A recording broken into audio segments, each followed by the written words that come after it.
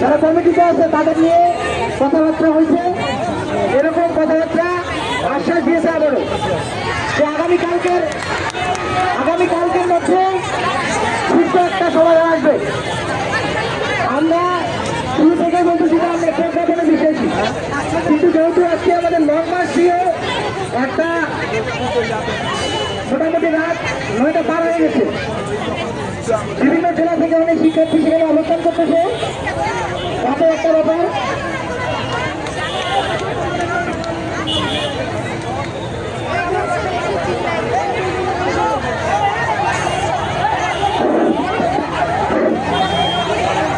যে অসুস্থ আছে তাকে কেউ হাসপাতালে নিয়ে যাও।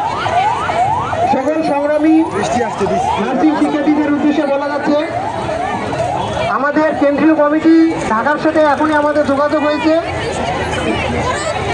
তারা আমাদের যারা ক্যান্ডিডেট আছে